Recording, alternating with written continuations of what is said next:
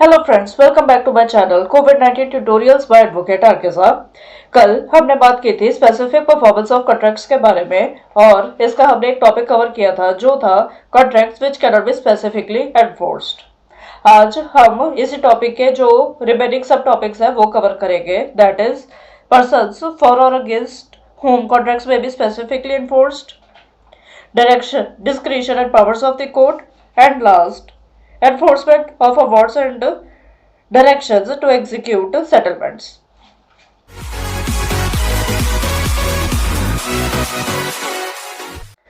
तो आइए शुरू करते हैं। सबसे पहले बात करते हैं पर्सन्स फॉर और against whom contracts may be specifically enforced. That is कौन से पर्सन्स के लिए, दैट इज कौन से पर्सन्स जो है वो कॉन्ट्रैक्ट्स को एनफोर्स करा सकते हैं या फिर किनके खिलाफ जो कॉन्ट्रैक्ट्स है उनको एनफोर्स कराया जा सकता है। सो सेक्शन 15 ये बात करता है who may obtain specific performance, that is जो स्पेसिफिक परफॉर्मेंस का दावा है, दैट इज केस है, वो कौन कौन पर्सन्स कर सकते हैं। इस सेक्शन में लिस्ट दी गई है जो कि ऐसा कर सकते हैं। आइए जानते हैं कौन कौन। सबसे पहले कोई भी पार्टी, सेकेंडली कोई जो रिप्रेजेंटेटिव इन इंटरेस्ट है वो या प्रिंसिपल। अब इसका प्रोवाइजो क्या कहता है, वो ये कहते हैं कि जहां पे कोई कॉन्ट्रैक्ट हुआ था किसी लर्निंग का, किसी स्किल का या कोई भी ऐसी चीज का जो कि पर्सनल क्वालिफिकेशन के ऊपर बेस्ड है, तो उस सिचुएशन में जो रिप्रेजेंटेटिव इन इंटरेस्ट होगा किसका, उस पर्सन का जिसके पास ये सारी क्वालिटीज है या उसका कोई प्रिंसिपल है, उसको नहीं कहा जा सकता कि आप ये परफॉर्म करो। बट अगर दूसरी पार्टी ने इसको एक्सेप्ट कर लिया है, दैट इज ये सारी चीजें जो है उसने एक्सेप्ट कर ली है किससे, प्रिंसिपल रिप्रेजेंटेटिव इन इंटरेस्ट से या प्रिंसिपल से उस पर्सन की, तो वो अलग बात है। बट जनरल रूल जो है वो ये कहते हैं कि क्योंकि ये पर्सनल क्वालिफिकेशंस के ऊपर बेस्ड है या फिर एक पर्सन के पास स्किल है कि वो अच्छे से किसी चीज को लर्न करवा सकता है, तो नॉर्मली उसी पर्सन को ही कहा जाएगा कि आप ही इसको एनफोर्स करो। थर्ड, जहाँ पे की जो कॉन्ट्रैक्ट है वो क्या है, वो जो मैरिज होनी है पार्टीज के बीच में, उन दोनों पार्टीज के बीच में कोई सेटलमेंट हुआ है उस मैरिज को लेके, या फिर कोई डाउटफुल राइट्स है किसी भी चीज को लेके, उसके रिगार्डिंग कोई कॉम्प्रोमाइज हुआ है, वो जहाँ पे की जो कॉन्ट्रैक्ट है वो एंटर किया गया है किसके द्वारा, टेनेंट द्वारा। और ये कहा गया है कि जब तक टेनेंट जिंदा है तब तक वो उस प्रॉपर्टी के पोजेशन में रह सकता है और उसके बाद जो है वो रिमाइंडर मैन के पास चला जाएगा। रिमाइंडर मैन मतलब जो जिंदा बनते हैं उनके पास ये प्रॉपर्टी चली जाएगी। नेक्स्ट, एक रिवर्जनर इन पोजेशन है। रिवर्जन होते हैं कि वापस रिवर्ट हो जाती है जिसको प्रॉपर्टी, वो है। और क्या हुआ है, उसने एग्रीमेंट किया है किसी पर्सन के साथ जो कि प्रीडिसेसर टाइटल था, दैट इज उससे पहले किसी पर्सन के पास कोई टाइटल था, उसके साथ कोई कॉन्ट्रैक्ट हुआ है और जब वो कॉन्ट्रैक्ट हुआ है तो उसे कहा जाता है कोवेनेंट। और ऐसा जो कोवेनेंट है वो रिवर्जनर के फायदे में हो। उसके बाद अब अकेला रिवर्जनर ही बच गया है, दैट इज सारी डेथ हो गई है, सभी की डेथ हो गई या फिर छोड़ के चले गया, मतलब कोई भी ऐसी सिचुएशन हो सकती है। तो क्या होगा, अगर रिवर्सनर अकेला रिमाइंडर मैन है, दैट इज अकेला वही बच गया है, तो उस सिचुएशन में क्या होगा, इसके रिगार्डिंग कोई भी कोवेनेंट में एग्रीमेंट हुआ हो या कॉन्ट्रैक्ट हुआ हो ऐसे किसी कोवेनेंट का, और उस कोवेनेंट से जो रिवर्सनर है उसको कोई बेनिफिट हो रहा हो, बट अगर उसको कोई नुकसान होता है तो अकेला जो रिवर्सनर है वही उस नुकसान को बियर करेगा। वो किसी पर्सन को रिस्पॉन्सिबल नहीं कर सकते कि आपकी वजह से मुझे नुकसान हुआ या कुछ भी। उसके बाद जहाँ पे की जो कंपनी है उसने किसी कॉन्ट्रैक्ट में एंटर किया है और सब्सिक्वेंटली अमलगमेंट हो गई है, दैट इज अमलगमेशन मतलब मिल जाना किसी दूसरी कंपनी के साथ, और इस कंपनी के साथ अब मिलने के बाद क्या हुआ है, उससे कोई नया कॉन्ट्रैक्ट अब बनाया है अमलगमेशन के बाद नई कंपनी ने। फिर जहाँ पे की जो कंपनी है उसमें क्या है, कंपनी के कुछ प्रमोटर्स है, उनको क्या हुआ है, इनकॉर्पोरेशन से पहले उन्होंने कोई किसी कॉन्ट्रैक्ट में वो एंटर हुए थे, और अब क्या है कि जो कॉन्ट्रैक्ट है, जो भी उनकी टर्म्स ऑफ इनकॉर्पोरेशन है, वो उस टर्म्स के अकॉर्डिंगली जो भी उनका एग्रीमेंट है वो फिर डिटर्मिन होगा। अब इसका प्रोवाइजो क्या कहता है, वो ये कहते हैं कि जहाँ पे कि कंपनी ने कॉन्ट्रैक्ट एक्सेप्ट किया है और कम्युनिकेट किए ऐसे एक्सेप्टेंस टू अदर पार्टी, तो ऐसी जो एक्सेप्टेंस है वो वैलिड एक्सेप्टेंस है। अब ये टर्म इनकॉर्पोरेशन क्या है, ये जब आप कंपनी लॉ पढ़ेंगे अपने कॉलेज में उसमें आप देख लेंगे कि ये इनकॉर्पोरेशन, प्रमोटर्स वगैरह ये सब क्या होते हैं। मैं कवर नहीं कराऊंगी क्योंकि कंपनी लॉ किसी भी एग्जाम में नहीं पूछा जाता है, ना प्री में ना हो ना मेंस में ना इंटरव्यू में, ये नहीं पूछे जाते हैं, तो इसलिए मैं आपको कंपनी लॉ कवर नहीं करूंगी।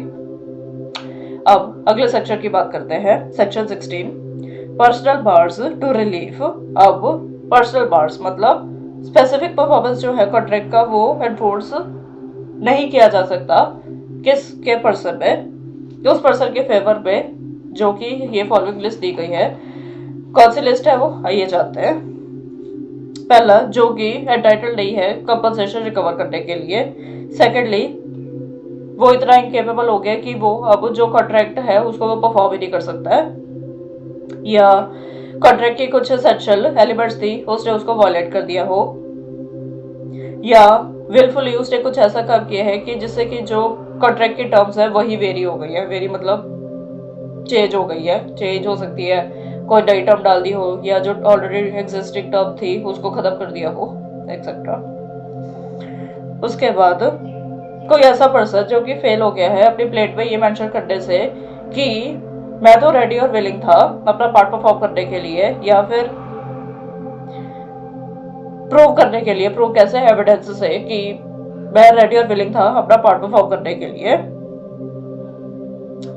या जिसकी या मेरे को प्रिवेंट किया गया था कि मैं तो रेडी और विलिंग था बट मुझे कहा गया कि नहीं आप परफॉर्म नहीं करोगे, मतलब ऐसी कोई सिचुएशन आ गई है, तो उस सिचुएशन में भी ऐसा नहीं हो सकता। अब इस क्लॉज की एक्सप्लेनेशन क्या कहती है, वो ये कहती है कि जहाँ पे कि जो कॉन्ट्रैक्ट है उसमें पेमेंट होनी थी, प्लेटिव ने डिफेंडर को पेमेंट करनी थी या डिफेंडर ने पेमेंट करनी थी प्लेटिव को, कुछ भी हो सकता है। तो उस सिचुएशन में क्या होगा, जो प्लेटिव है वो एक्चुअली टेंडर कर देता है किसको, डिफेंडर को कुछ अमाउंट, बट वो अमाउंट जो है वो उतनी अमाउंट टेंडर करेगा जो कि कोर्ट उसको कहेगी कि आपको इतनी अमाउंट देनी है।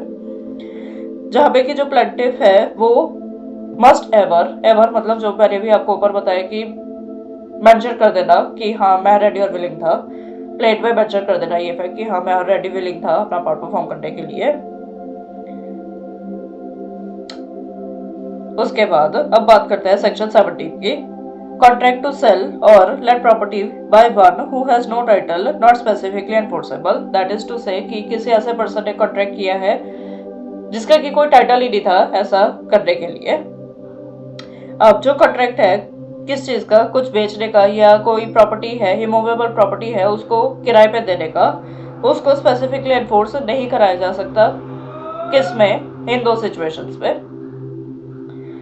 पहली, जिसे कि पता था कि उसके पास कोई टाइटल नहीं है कि जिस प्रॉपर्टी के साथ वो डील कर रहा हो उसका कोई टाइटल ही नहीं है, ना वो ओनर है ना वो उसके पोजेशन में है, ऐसा जिसका कोई टाइटल नहीं था। सेकेंडली, कॉन्ट्रैक्ट में उसने एंटर किया है, ये बिलीव था उसका कि जो वो करने जा रहा है उसका गुड टाइटल हो सकता है प्रॉपर्टी में। उसको ऐसा लगता था कि हाँ कि जिसके साथ मैं डील कर रहा हूँ बट मेरा उस प्रॉपर्टी पे गुड टाइटल है, बट एक्चुअली उसके पास ऐसा कोई राइट नहीं था कि वो उस प्रॉपर्टी को बेचे या उस प्रॉपर्टी को वो किराए पे दे। अब जो प्रोविजंस है सेक्शन 1 की जो भी हमने पढ़ी है वो क्या होगा, वो एप्लीकेबल होगा कॉन्ट्रैक्ट्स ऑफ सेल पे भी और हायर पे भी। अगर हायर परचेज का कोई एग्रीमेंट होता है या सेल का कोई एग्रीमेंट है तो सब सेक्शन 1 की जो प्रोविजंस है वो उस कॉन्ट्रैक्ट्स पे भी एप्लीकेबल है। अब हम बात करते हैं सेक्शन 18 की, non enforcement except with variation. अब इसमें क्या है कि जहाँ पे की जो प्लेटिव है वो कह रहा है कि मुझे स्पेसिफिकली अपना कॉन्ट्रैक्ट एनफोर्स कराना है और वो कॉन्ट्रैक्ट जो है वो राइटिंग में है, तो जो डिफेंडेंट है वो उसने कोई वो वेरिएशन ले आया है किसमें, टर्म्स ऑफ कॉन्ट्रैक्ट में, तो क्या होगा, वो अब परफॉर्म नहीं कर, वो क्लेम नहीं कर सकता स्पेसिफिक परफॉर्मेंस को except with the variation so set up. That is जो वेरिएशन है उसी के साथ वो जो कॉन्ट्रैक्ट है उसको वो कह सकते हैं कि एनफोर्स कराओ, उस जो वेरिएंस हुई है उन टर्म्स में उसको वो नजरअंदाज नहीं कर सकता है। और कौन से सिचुएशंस में वो कर सकता है? सबसे पहले जहाँ पे कि फ्रॉड हो गया, मिस्टेक हो गया, मिसरिप्रेजेंटेशन हो गया रिटर्न कॉन्ट्रैक्ट का, जिसकी परफॉर्मेंस जो है वो सीक की जा रही है। कैसे? इस तरीके से कि जो उसका इफेक्ट है वो टोटली डिफरेंट इफेक्ट है उससे जो कि पार्टीज ने एग्री किया था कि ठीक है ये इफेक्ट होगा, या फिर जो पार्टीज ने एग्री किया था कि ये इफेक्ट होगा उन इफेक्ट्स के आसपास भी जो वेरिएंस है उसका कोई एग्जिस्टेंस ही नहीं है। सेकेंडली जहाँ पे कि जो ऑब्जेक्ट है पार्टीज का वो क्या था? वो छोटा सा एक लीगल रिजल्ट प्रोड्यूस करना था। थर्डली जहाँ पे कि जो पार्टीज है उन्होंने सब्सिक्वेंटली क्या हुआ है, जो कॉन्ट्रैक्ट की एग्जीक्यूशन है उसके सब्सिक्वेंटली जो कॉन्ट्रैक्ट की टर्म्स है वो वेरी हो गई है। तो इन तीनों सिचुएशंस में जो प्लेटिफ है वो क्लेम नहीं कर सकता है किसको? स्पेसिफिक परफॉर्मेंस को, अनटिल एंड अनलेस वो इन वेरिएंस को एक्सेप्ट करे। अब बात करते हैं सेक्शन 19 की। Relief against parties and persons claiming them by subsequent title, that is बाद में उनके पास कोई टाइटल मिला है तो उनके पास अब क्या राइट्स अवेलेबल है पार्टीज या पर्संस के पास। कौन कौन क्लेम कर सकता है इसको? या तो दोनों में से कोई भी एक पार्टी, सेकेंडली कोई भी ऐसा पर्सन जो कि क्लेम कर रहा है टाइटल जो कि उसके पास आया है कॉन्ट्रैक्ट के सब्सिक्वेंट। नेक्स्ट कोई भी पर्सन जो कि क्लेम कर रहा है टाइटल जो कि कॉन्ट्रैक्ट से पहले था और जो प्लेटिफ को पता था कि जो भी ये टर्म्स आई है वो अब जो डिफेंडेंट है उसने उसको डिस्प्लेस कर दिया। डिस्प्लेस मतलब खत्म कर देना, काइंड ऑफ कह सकते हो, नॉट एग्जैक्ट, काइंड ऑफ कि जो टर्म्स है वो डिस्प्लेस हो गई है। थर्ड जहाँ पे कि जो कंपनी है उसने कोई कॉन्ट्रैक्ट में उसने एंटर किया है और सब्सिक्वेंटली वो फिर एमलगमेट हो गई है, दैट इज मिक्सअप, मतलब कंबाइन हो गई है किसी दूसरी कंपनी के साथ, और अब जो न्यू एमलगमेटेड कंपनी है उसने कोई नया कॉन्ट्रैक्ट में एंटर किया है। नेक्स्ट जहाँ पे जो प्रमोटर्स हैं कंपनी के उन्होंने इनकॉर्पोरेशन से पहले क्या किया हो, किसी कॉन्ट्रैक्ट में एंटर किया हो किसी भी पर्पस के लिए, और ऐसा जो कॉन्ट्रैक्ट है वो उसको डिटरमिन किया जाएगा as per the terms of incorporation. Proviso इसका क्या कहता है कि जहाँ पे की जो कंपनी है उसने कॉन्ट्रैक्ट एक्सेप्ट किया है और उसने अपनी कम्युनिकेशन जो है वो एक्सेप्टेंस की वो कम्युनिकेट कर दी है किसको? जिस पार्टी के साथ उसने कॉन्ट्रैक्ट किया है, दैट इज थर्ड पार्टी के साथ। अब हम बात करते हैं discretion and powers of court के बारे में। Section 20 discretion as to decreeing specific performance. अब जो ये पावर होती है कोर्ट की कि क्या स्पेसिफिक परफॉर्मेंस की वो डिक्री पास करे या ना करे, ये कोर्ट की एक डिस्क्रिशन होती है। दैट इज वो अगर उसको लगे कि पास करना चाहिए तो वो पास कर भी सकती है, अदरवाइज वो रिफ्यूज भी कर सकती है पास करने से, बट वो अपनी मनमर्जी नहीं कर सकती है कि ठीक है जहाँ पे कि मनी कंपनसेशन काफी है तो वहां पे उसने स्पेसिफिक परफॉर्मेंस कर दिया और जहाँ पे कि स्पेसिफिक परफॉर्मेंस हो रहा था वहां पे उसने मनी डिग्री पास कर दिया। नो, ऐसा नहीं हो सकता है। दैट इज उसकी ये पावर जो है वो आर्बिट्रेरी पावर नहीं है, वो कुछ प्रिंसिपल्स है, उन प्रिंसिपल्स को वो ध्यान में रखेगी और तब वो फिर स्पेसिफिक परफॉर्मेंस ग्रांट करना है नहीं करना है उसके अकॉर्डिंगली वो अपने इस डिस्क्रिशन को इस्तेमाल करेगी। अपनी मन मर्जी से या अपनी स्वीट विल से वो ऐसा नहीं कर सकती है। अब किन केसेस में जो कोर्ट है वो रिफ्यूज कर सकती है स्पेसिफिक परफॉर्मेंस को? पहली जहाँ पे की जो टर्म्स है कॉन्ट्रैक्ट के या जो कंडक्ट है पार्टीज का वो कॉन्ट्रैक्ट के टाइम जब उन्होंने एंटर किया वो इस तरीके से है कि जो कॉन्ट्रैक्ट है उससे अगर उसकी वो की जो कॉन्ट्रैक्ट है वो वॉइडेबल है किसके? प्लेटिफ की डिस्क्रिशन पे, और ऐसा वॉइडेबल जो है उसको कुछ अनफेयर एडवांटेज दे रहा है उसको डिफेंडेंट के ऊपर, तो उस सिचुएशन में वो ऐसा नहीं कर सकती है। दैट इज जो स्पेसिफिक परफॉर्मेंस है वो उसकी वो डिग्री पास नहीं कर सकती है। क्यों? क्योंकि अनफेयर एडवांटेज नहीं मिलना चाहिए किसी भी पार्टी को, चाहे वो प्लेटिफ हो चाहे वो डिफेंडेंट हो। सेकेंड जहाँ पे की जो परफॉर्मेंस है कॉन्ट्रैक्ट का उसमें कुछ हार्डशिप होगी किसको? डिफेंडेंट को, अगर वो परफॉर्मेंस करता है या कॉन्ट्रैक्ट की परफॉर्मेंस करने की कोशिश करता है, बट ऐसे कोई हार्डशिप जो है वो प्लेटिफ को कॉज नहीं हो रही है।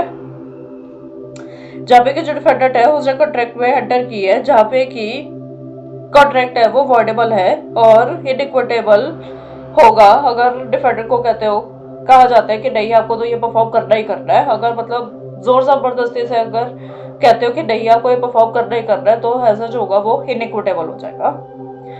अब समझते हैं इसकी एक्सप्लेनेशन वन क्या कहती है। वो ये कहती है कि अगर कंपनसेशन इनएडिक्वेट है या फिर जो कॉन्ट्रैक्ट है वो एरोनियस है या फिर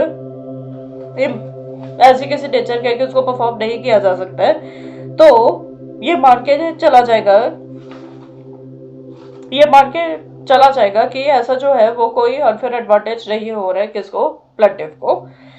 इसकी सेकंड एक्सप्लेनेशन क्या कहती है। वो ये कहती है कि जहाँ पे की जो क्वेश्चन है किसका, कॉन्ट्रैक्ट की परफॉर्मेंस का, वो इस तरीके का है कि कुछ हार्डशिप कॉज होगी किसको, डिफेंडेंट को, within the meaning of clause B जो अभी हमने ऊपर कवर की है। तो उसमें क्या होगा, अगर हार्डशिप जो है वो कैसे रिजल्ट हो रही है, प्लेंटिफ के किसी एक्ट से हो रही है तो उस सिचुएशन में अगेन सेम थिंग नहीं कहा जा सकता कि आपको ये परफॉर्म करना ही करना है। अब जहाँ पे की जो कोर्ट है उसने प्रॉपर्ली अपने डिस्क्रिप्शन का इस्तेमाल किया है और कहा है कि जो अगर स्पेसिफिक परफॉर्मेंस का डिग्री पास होता है तो क्या होगा, जो प्लेंटिफ है उसने कुछ सब्सटेंशियल एक्ट्स की है और इससे क्या है कि उसको कुछ लॉस हो गया, किसको, डिफेंडर को कुछ लॉस हो गया है। उसके बाद जो कोर्ट है उसने रिफ्यूज नहीं कर सकता वो इस डिग्री को पास करने के लिए सिर्फ इस ग्राउंड के ऊपर कि जो कॉन्ट्रैक्ट है वो एनफोर्सेबल नहीं है किसके, at the instance of either of the parties.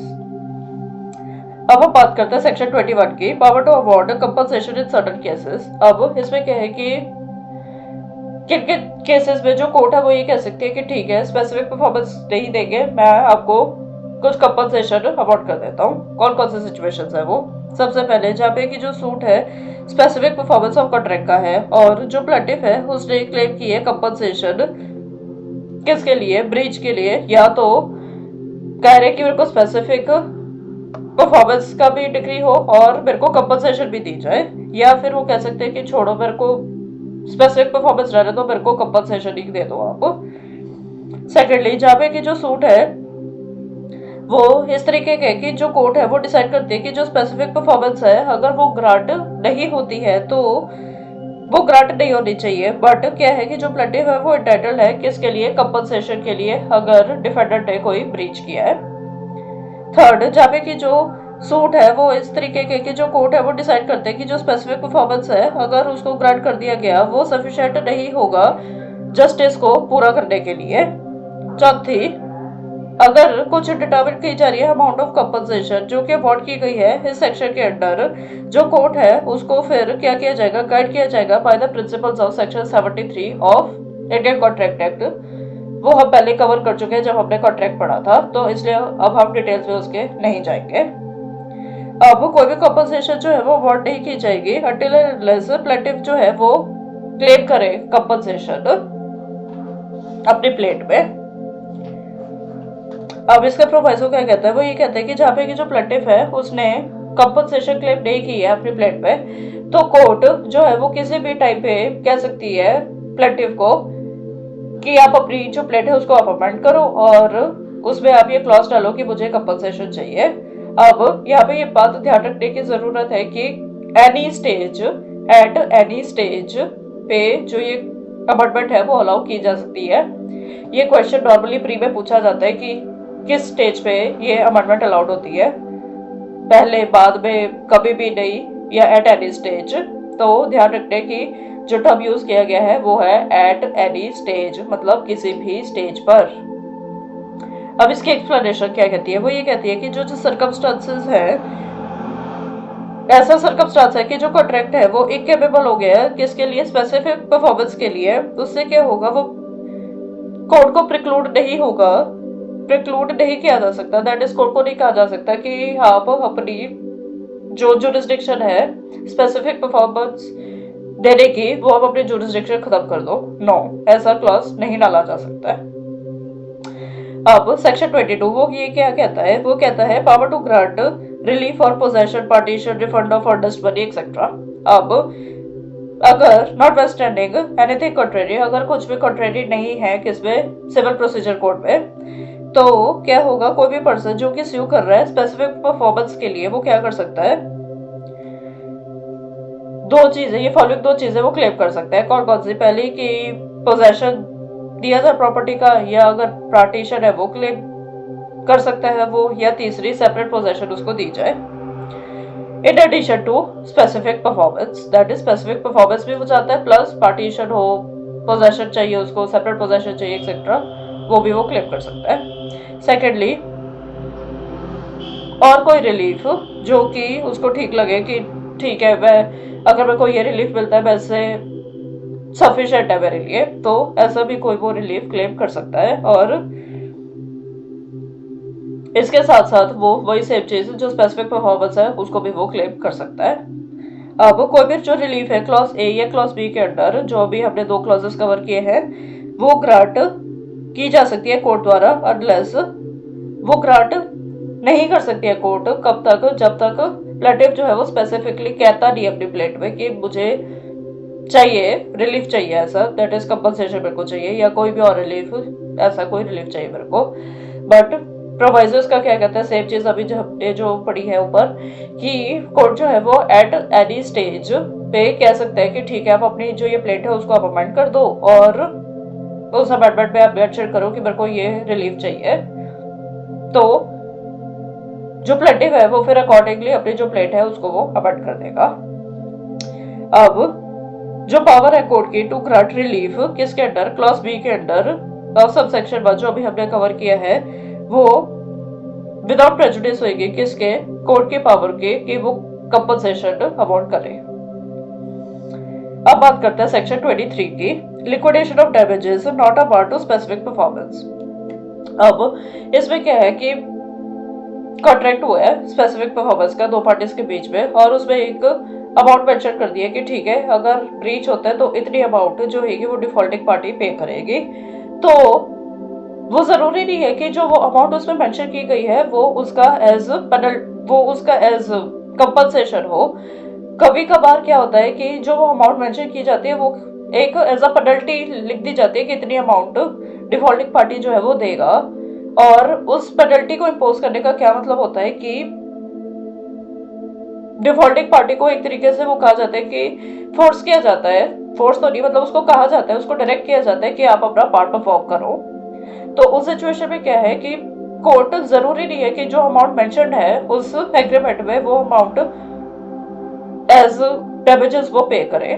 क्यों? क्योंकि वो जैसे मैंने भी बताया कि वो एक पेनल्टी के तौर पे लिख देते हैं कि जिससे कि जो डिफॉल्टिंग पार्टी है उसको कहा जाए कि आप अपना पार्ट परफॉर्म करो। अब बात करते हैं हम सेक्शन 24 की, bar of suit for compensation for breach after dismissal of suit for specific performance. अब इसमें क्या है कि जो अगर कोई सूट है स्पेसिफिक परफॉर्मेंस का, वो डिसमिस हो गया है, कोर्ट ने डिसमिस कर दिया है, या तो उसका पूरे का पूरा कॉन्ट्रैक्ट डिसमिस हो गया, या उस कॉन्ट्रैक्ट का कुछ पार्ट कोर्ट ने डिसमिस कर दिया है, तो क्या होगा, जो प्लेटिव का राइट है स्यू का कंपनसेशन क्लेम करने का, वो हो सकता है किसके रिगार्डिंग, पूरे के पूरे कॉन्ट्रैक्ट के रिगार्डिंग या उसके किसी पार्ट के रिगार्डिंग। और अगर उसके पास, और जो अगर डिसमिसल है वो ये कहती है कि आप कंपनसेशन क्लेम नहीं कर सकते हो, दैट इज वो डिसमिसल जो है वो उसके कंपनसेशन क्लेम करने के राइट पे सिर्फ बार लगाती है। बट अगर उसके पास और कोई राइट है कोई रिलीफ क्लेम करने का, तो वो रिलीफ क्लेम कर सकती है, और ये जो डिसमिसल है वो उसके उस रिलीफ के ऊपर एज अ बार एप्लीकेबल नहीं होगी। अब बात करते हैं enforcement of awards and directions to execute settlements. Section 25, application of preceding sections to certain awards and testamentary directions to execute settlements. That is, ये क्या कहता है कि कोई भी जो प्रोविजंस है इस चैप्टर की, इस एक्ट की, वो क्या होगी, वो एप्लीकेबल होगी उन कॉन्ट्रैक्ट्स के ऊपर, बट उन अवार्ड्स के ऊपर ही एप्लीकेबल नहीं होगा जो कि आर्बिट्रेशन में कवर किए गए हैं। आर्बिट्रेशन एक्ट में अगर कोई भी अवार्ड वगैरह है उसके ऊपर ये एप्लीकेबल नहीं होगा। और अगर विल में या कोई भी कोडिसिल है उसमें कुछ मेंशन किया गया है कि जो भी एग्जीक्यूशन होगी या जो भी सेटलमेंट होगी वो इन टर्म्स के अकॉर्डिंग होगी, तो उन डायरेक्शंस के ऊपर भी जो ये प्रोविजंस है सेक्शन की, इस एक्ट की, वो एप्लीकेबल होंगी। तो फ्रेंड्स आज के लिए बस इतना ही। अगर आपको मेरा ये वीडियो पसंद आया तो प्लीज मेरा चैनल सब्सक्राइब करना ना भूलें और बेल आइकन दबाना ना भूलें। Thank you.